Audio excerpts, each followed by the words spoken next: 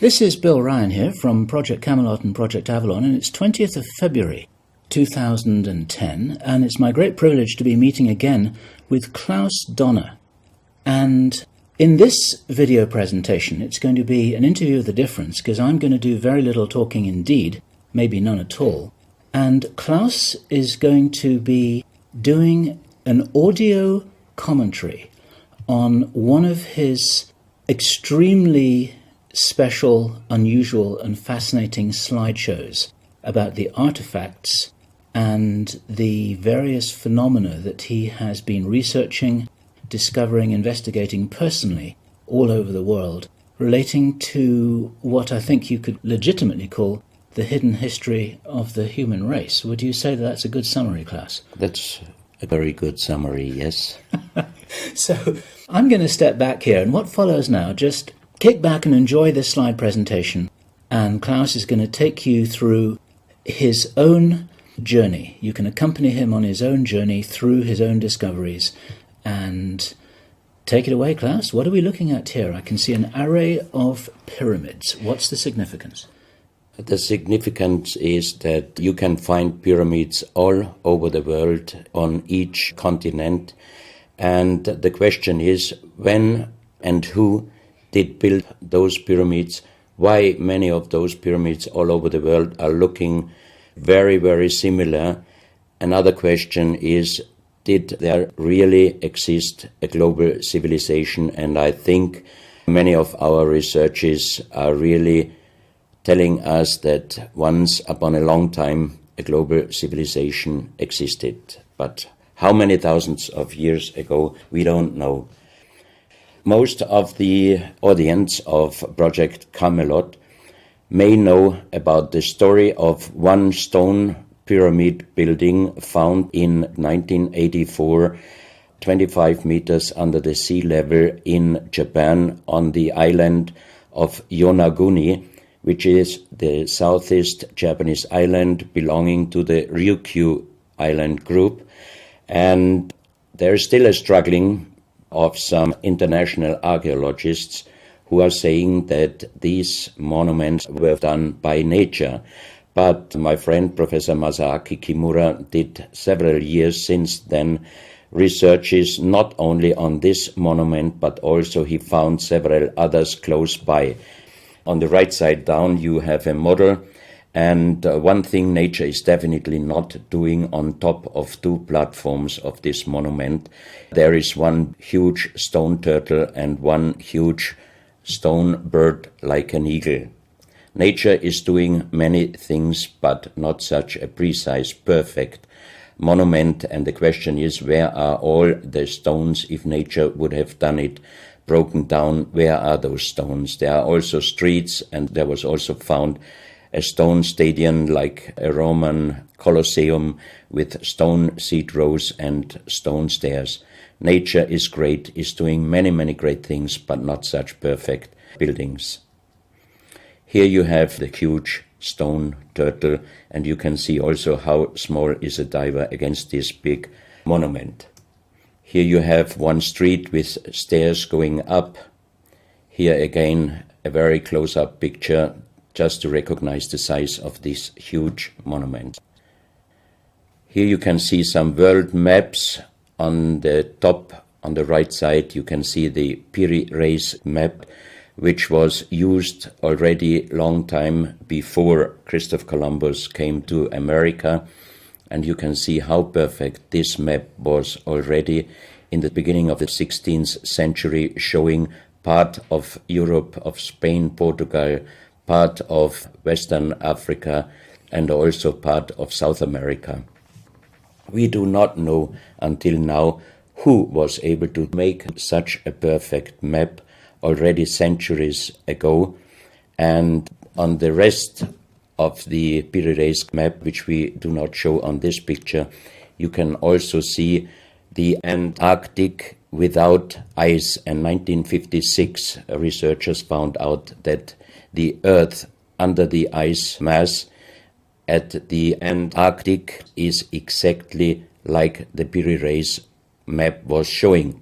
So this Piri Reis map should be at least older than 10 to 12,000 years.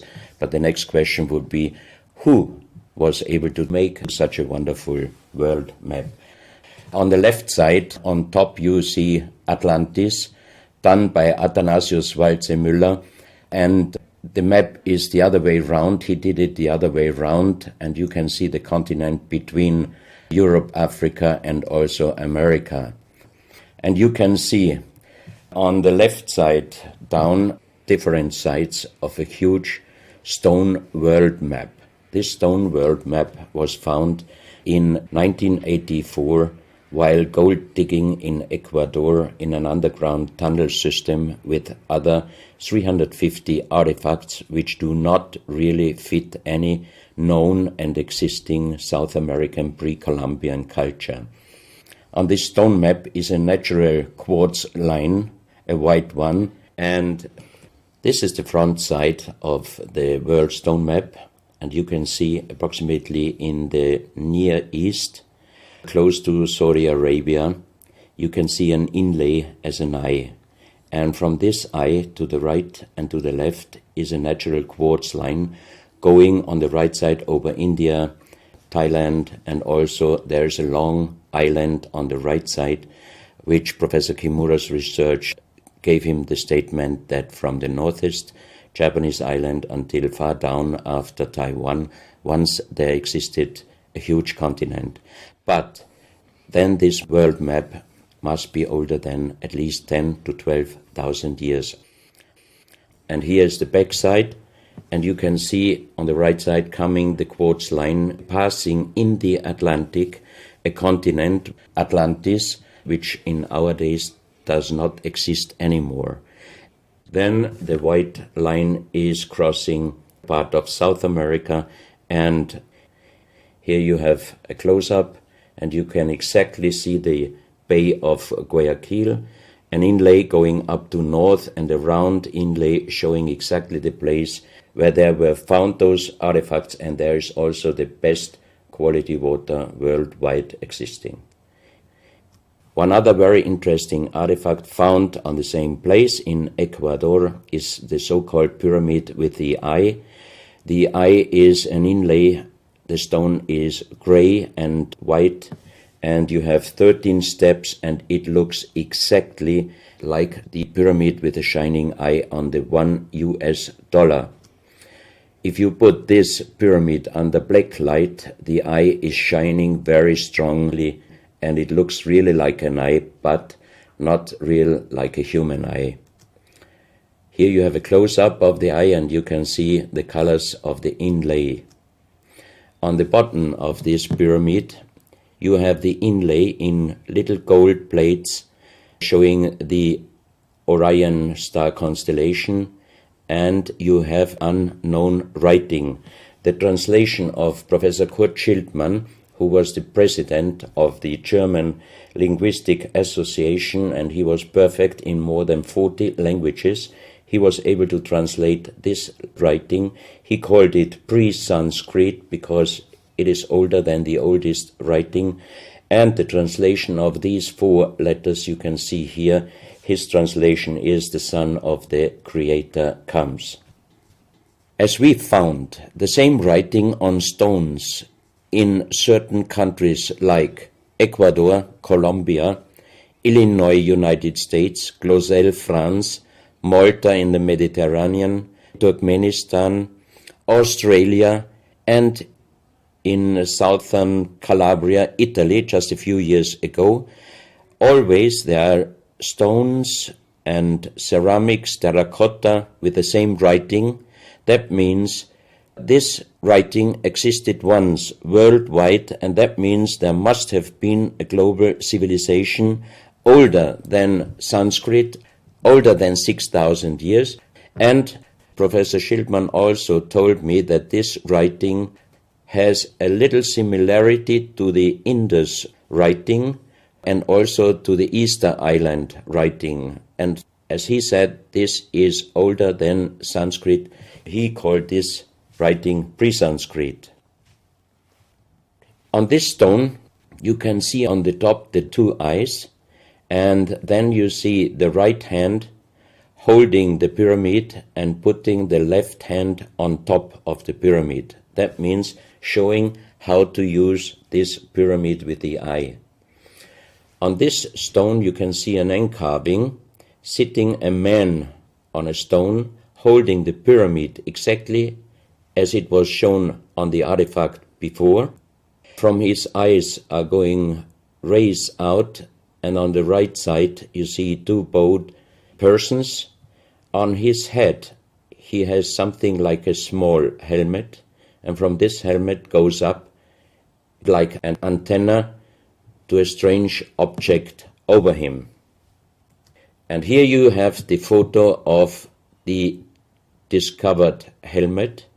We could not yet make a metal research or checking what kind of metal was used, but you can see in the center of the helmet that something is missing, and that might have been this kind of antenna which was shown on the artifact before. Another very strange finding from the same place is one big jade cup and 12 little jade cups. As the 12 cups are man-made and each one is a little bit different in size, if you fill them up perfectly with water and you put the 12 cups of water inside the big cup is completely filled. The next strange thing is that you can see on the little cups numbers which are looking like the Mayan numbers, but if you compare them with the Mayan numbers, you find out that there are some little differences. And on the big cup you can see a perfect inlaid star constellation, also showing the Orion and other stars. And inside the big cup it is very, very magnetic, and outside the cup nearly nothing. Professional geologists are saying this is impossible, because if a stone has metal particles inside the stone, it must be same magnetic from both sides.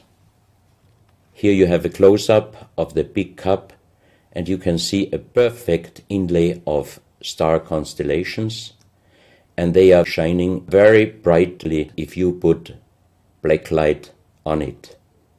Here you have some small cups that you can figure out more clearly the style of the numbers inlaid in a strange material also shining under black light. That's another piece, a jade plate with the same star constellation inlay like on the big cup, and two persons facing the sky, and on the next picture you can see that also the eyes of these two statues and the star constellation is shining very strongly under black light. This was once a hard-formed brown stone, changing the color in the center of the stone into black, which usually in nature does not happen. And you can see, if you look very close, you can see a face with closed eyes, with a mouth, the nose, a long beard and long hair.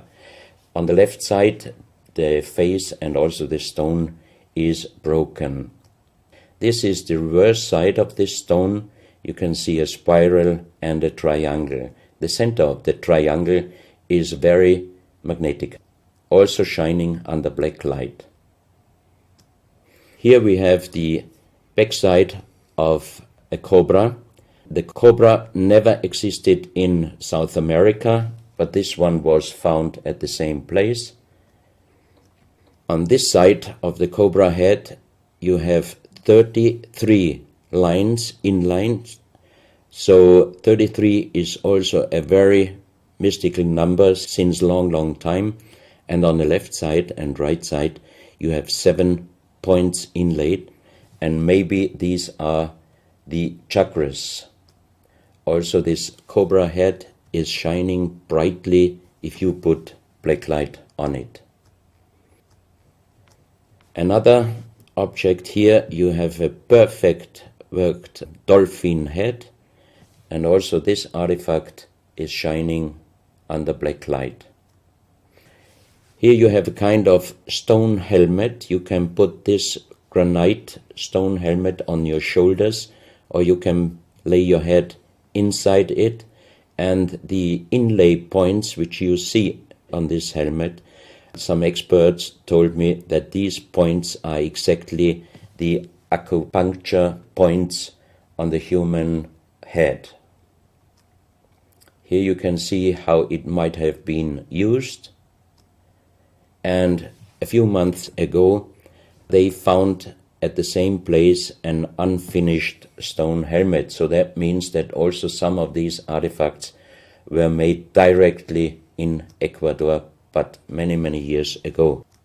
And also the inlay on this object are shining under black light very bright. This is a fantastic jade snake, and also the inlay points are shining under black light. Here we have one artifact which is very perfectly carved on the back side, so that means it might have been used to put this artifact on the front of your forehead. You can see the two eyes inlaid, and on the reverse side you have the so-called third eye. Maybe this artifact was used for some ceremonies or for meditation. Here we have a jade plate with an inlay of a spiral, also shining brightly under black light. Another one, you can see 7 rings inlaid in the jade plate and also shining under black light. Maybe this also could be a presentation of the 7 chakras. Here is one of the ceramics found there. It's a great masterpiece, and the question is, how can you make this artifact out of one piece of ceramic? Here we have another pyramidal stone found also in Ecuador. On top you see the pyramid with the eye, and you have down several spirals and symbols. Some of them are very similar to the churchward Nakal plates, which he found 1880 in India, and the translation was talking about the sunken continent of Mu. This is a marble with another inlay of a spiral, also shining very brightly under black light. Another stone in a pyramidal form with an inlay of an eye. Here you can see again the pyramid with the eye, and on the bottom you see the Orion star constellation, the 3 Orion stars, which might focus us to the 3 pyramids in Egypt. Here you have a ceramic statue. You can see the style of sitting is not real pre-Columbian style. It looks like the lotus seat from Asia. On top of this statue you have a head with some points, and it looks quite similar to many of the Buddha presentations. He holds a snake in his mouth. The snake is a very, very mystical and very often presented object. So that means this statue is not from any existing or known pre-Columbian culture. Even the next one, you can see that how this statue is sitting, it looks more the direction of Asia. On top of his head, again a very strange head, and in the center you can see like the head of a frog. Also, the frog is a very mystical animal in old South American pre-Columbian culture, but also in Africa and also in Asia. Here another ceramic statue holding a kind of plate in his left hand, and it looks also not really pre-Columbian culture. This is another very strange artifact holding a stick with a snake. Again, we have the snake here, and the question is where and who this statue was done. This is a photo of the Altiplano in Bolivia. Archaeologists and researchers found out that at least before 4,000 years, there was happen a very big impact in Argentina, and the shock wave of this big impact destroyed many stone buildings in the Altiplano of Bolivia. You have here a picture of Pumapunku, a very strange place close to Tiahuanaco in Bolivia, and you see tons of stone plates with perfect work on it destroyed. Maybe this was the reaction to the big impact in Argentina. Here you have my friend Giancarlo Bonfanti, Italian researcher, in the center of the so-called Sun Gate in Tiahuanaco in Bolivia, and some researchers write that the figurines on top of this side of the Sun Gate are showing the Venus calendar. Here you have one of the big stone plates from Pumapunku, and you can see how perfect this stonework was done. And the question is, could you do such perfect work with simple tools? Close to this area, they found skeletons with a size of 2.6 meters. And the picture on the top shows you the skull of one of these skeletons, and it looks like it is deformed, but definitely these skulls are not deformed. They are natural style, like an egg. On this photo you see how strong the jaw of those skulls were. This is a front view, and the most interesting photo is this one, because you can see that the top of the skull does not have the three plates which we have as Homo sapiens, and that shows us that these skeletons are not Homo sapiens. What we might be able is doing a DNA check and an age dating on these skeletons, because we are very much wondering what kind of humans did exist long time ago and how long ago. On the next pictures I show you some artifacts found close by the real giants, and when I first time got this mask in my hands, I tried to look through the two eyes. At that time I didn't know that they were belonging to 2.6 meter skeletons, and I was just wondering, why did they make masks where you can only look out from one eye? But after knowing that those people were over 2.5 meters, I could imagine that their skull was, of course, bigger than our skull, and that's why these masks were, for us, oversized. That's another mask from Bolivia, another one with very wonderful encarving, many spirals and many symbols, which we also found in many other cultures. This is a very heavy stone figurine, and again here you can see on the top the head of a snake going down on his backside. This is the reverse side. You can see again the snake. So that means the snake must have been a very, very important animal in the past of our history. Here you can see a stone flute. The strange thing is that the vibration of the sound of these stone flutes is exactly the same as our brain waves.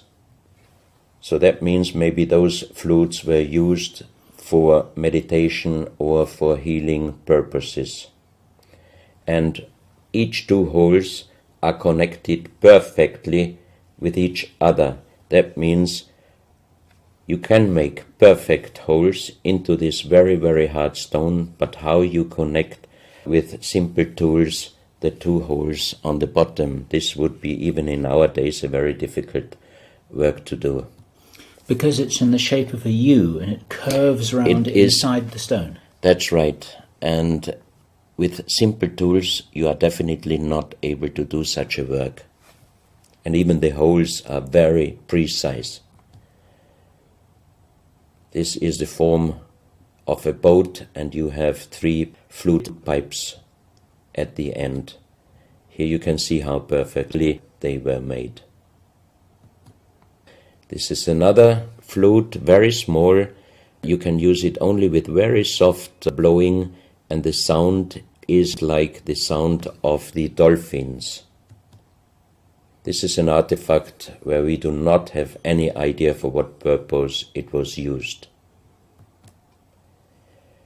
Now we are in Colombia. On the next few photos, I show you very strange artifacts from Colombia in South America. The most famous industrial designer and architect in Colombia, Professor Jaime Gutierrez, is collecting strange artifacts from his country already since centuries.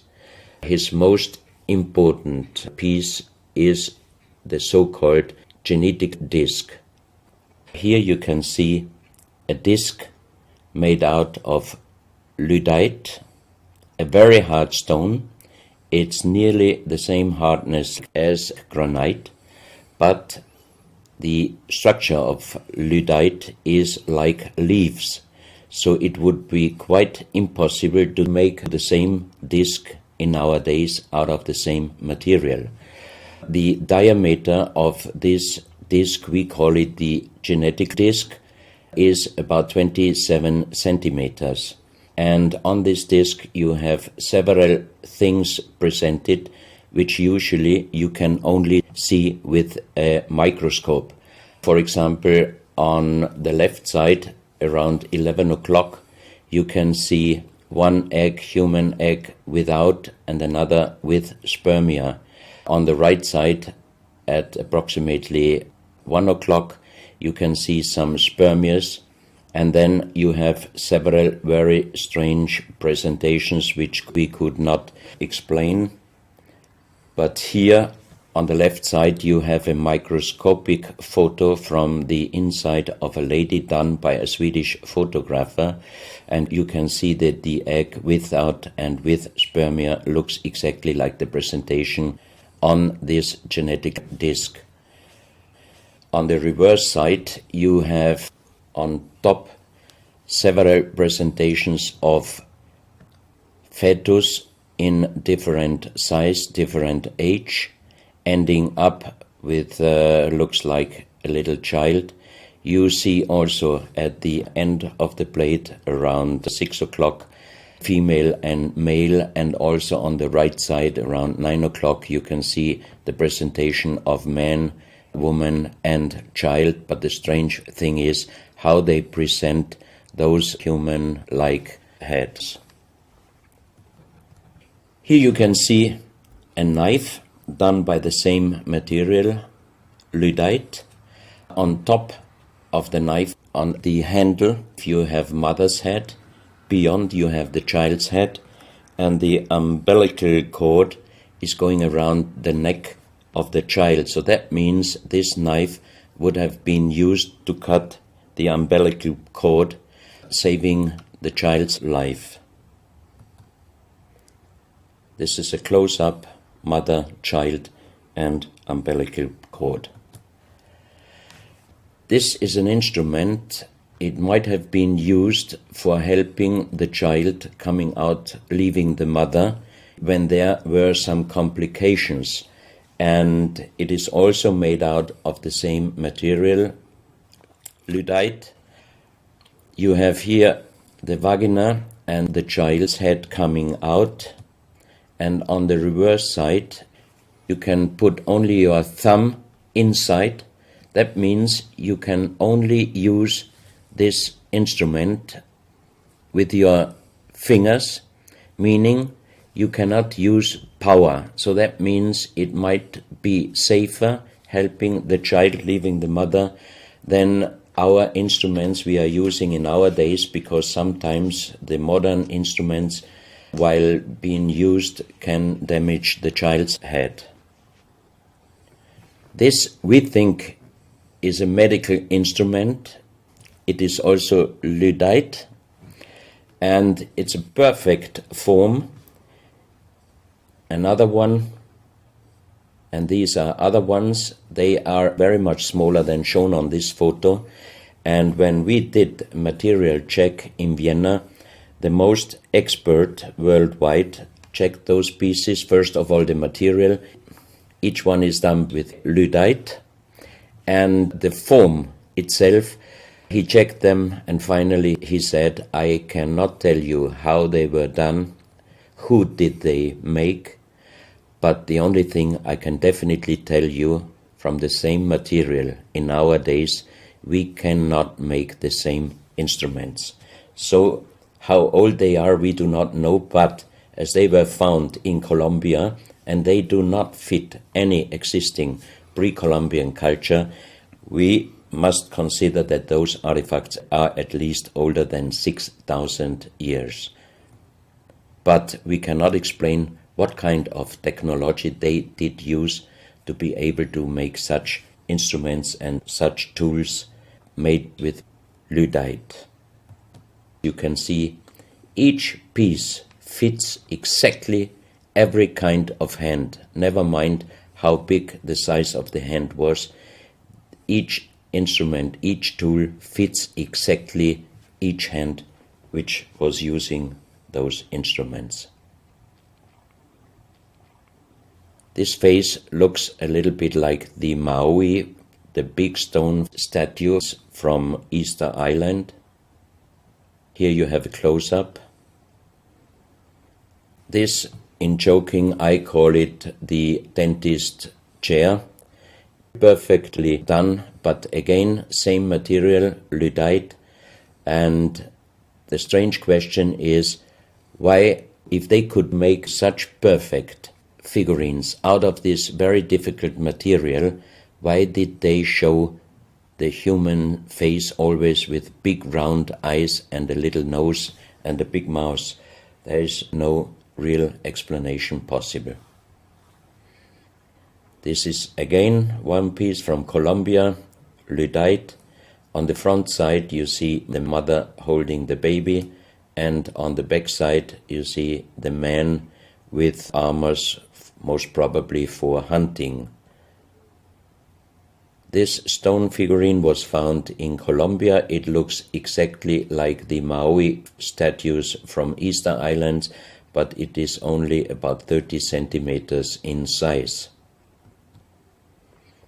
This is another masterpiece of stonework. You have on both sides presented one bird, but if you look at the front side, you can see that the two birds presenting a face, and on the left side, between the bird's head and the wings, you see again this unknown writing which we found on stones from all over the world.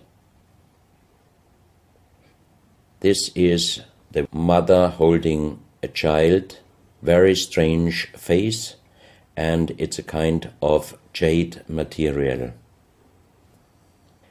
This is another stone from Colombia showing an armadillo.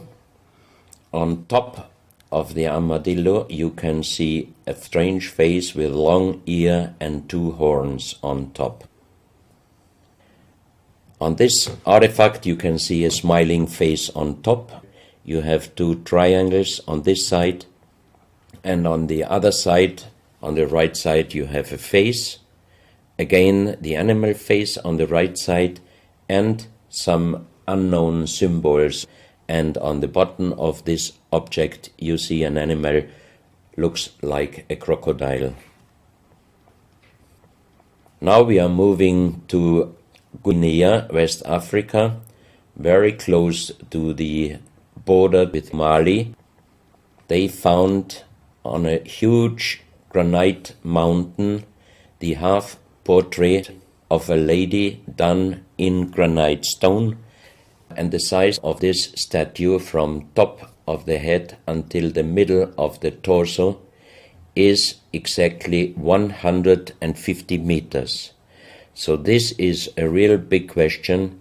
who might have been able to do such a huge granite half-portrait in a mountain at least 10 to 12,000 years ago, because the Italian geologist Professor Pittoni was on the spot. He did these photos and he checked the earth on the bottom of this mountain, and his calculation was that this stone monument must have been done at least 10 to 12,000 years ago. But then we have the real big question: who could have been able to do such a big stone monument? Even in our days, it would be impossible, or at least it would cost so much money that it would never be able to do. And if you look at the close-up of the face, some experts told me that this face definitely is not European, but also, of course, not black African. It must be either South American or Asian culture. But then again, we are at the point 10 to 12,000 years ago. It might be the civilization, the lost civilization from Atlantis. Close to this area in Sierra Leone, Professor Pittoni was in charge of diamond excavations. And as he heard in this area a legend about Allah was angry with some angels, and he put them into stone and throw them to the earth. He put the sky, also made it into stone and throw it to the earth, and he put the stars and throw them to the earth. The legend says that the sky you can see on this stone, they call them sky stones, sky blue stones found in this area under the earth. And we did research in Vienna. This is definitely artificial stone. It's not a natural stone, and all the material could be found, but the only thing they could not inform us is what kind of color did they use to get this real sky blue color.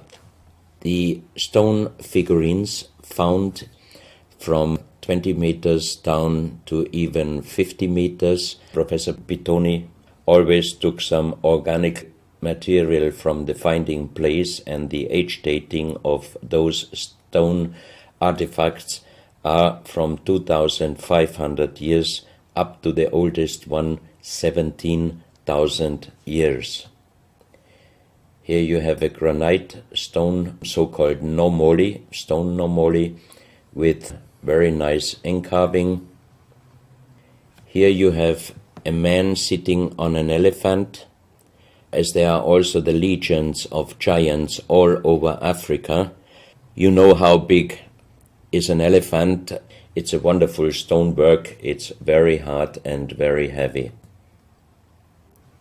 There are also some artifacts showing half human or human with the head of a reptile, holding a kind of pot in their hand, and they could put something inside this pot, and also on top of several nomolis there is a hole for putting something inside, and most probably they were used for ceremonies. Here you have a kind of animal. It looks like a dinosaur, and when Professor Pittoni found this statue, it was making a strange noise. So he opened the statue, and they found inside the small black ball you can see on the bottom of the statue, and this was iron material. When we did the research on this artifact, and especially on this metal ball, next morning the professor called me and told me that somebody must have done a bad joke to me. I asked why, because the result of the research was this metal material is chrome steel, and chrome steel was found first time at the beginning of the 20th century in Austria. That means it was impossible inside a statue with the age of approximately 17,000 years. But when I called immediately Professor Pittoni, he was laughing and he said, I'm a geologist. If a statue is making a strange sound, I do not open it just right away, but I did several X-rays, and you can see here on the right picture one of the X-ray photos, and you see that inside the closed statue already the round ball, the chrome steel ball, was existing. On this X-ray photo you can see exactly, and also Professor Pitoni saw that this statue in former days already was opened but perfectly closed again, and he called a specialist who opened it exactly concerning this photo, the small stone ball which was closing the hole inside, and you can see that the metal ball was already existing. Some of you might have watched several pictures, photos on the internet of giant skeletons found in desert, in India, in China and other places. Most of those photos were competition photos to present Photoshop. Perfectly done. I also was quite impressed when I received first time one of those photos, but these photos I'm showing you now, they are definitely not coming out from a Photoshop competition. These photos are real skulls and skeletons. This skull was found in a tunnel system underground in Colombia. The skull is dated up to 11,000 years. The skull is bigger than normal skull, and the front teeth of the jaw are lined up in a different way than our teeth. Something that occurs to me here is that there's a very strong, pronounced jaw. It's a very prominent jawline, very prominent chin. And here you see a photograph that was shown to us by a Project Camelot insider. Now, this isn't a real photograph. This is a scene from the old Arnold Schwarzenegger movie Conan the Barbarian. And what you're seeing here is a special effect on the actor James Earl Jones. The critical thing here is the shape of the jawline. Our witness, who had spent time with the Anunnaki in real time, in the present day, said that one of the things that characterizes them, besides their size, which he says was 8 or 9 feet tall, he said they're very large and they're very strong and they look larger than that. But that's round about their height, which matches exactly the 2.6 meters that Klaus has been talking about. He said it's a very prominent, strong jawline, and this is what strikes me about these skeletons, these skulls here that we're looking at right now. Didn't know. No, you need to know this. Back to Klaus. So once again, here you have a very old photo done in a museum in La Valletta in Malta, and it shows several long skulls, and the explanation is deformed skulls, but they are very long, going to the back. This is one of several very, very strange skulls. They are presented in a small museum in Ica in Peru.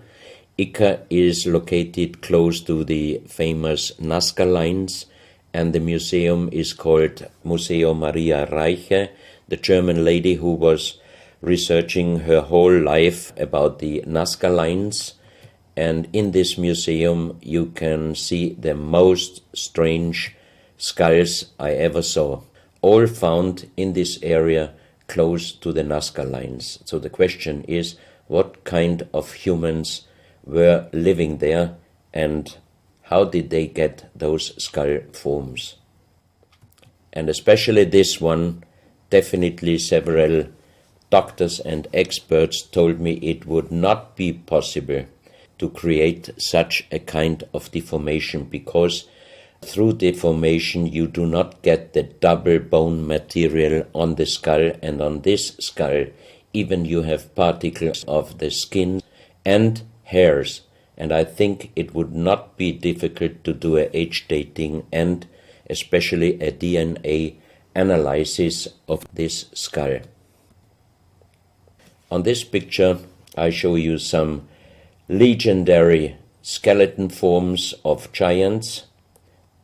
In the year of 1964, in the south of Ecuador, in the province Loja, there broke down a part of a mountain platform, and Father Carlos Vaca, who was working as a priest in hospitals, he was called to this place and he found the broken bones of a giant.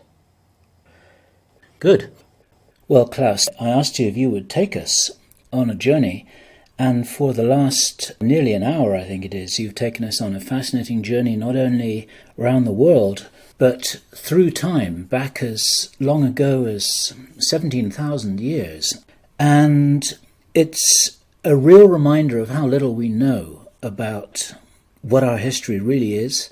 These are important pieces of an important puzzle, and you're doing an enormous amount to raise people's awareness of what it is that we're not shown in many museums, what it is that we don't read in anthropological textbooks, and what it is that many university professors still refuse to recognize. And thank you so much for your part in helping to raise our own understanding of our history on planet Earth. Klaus, thank you.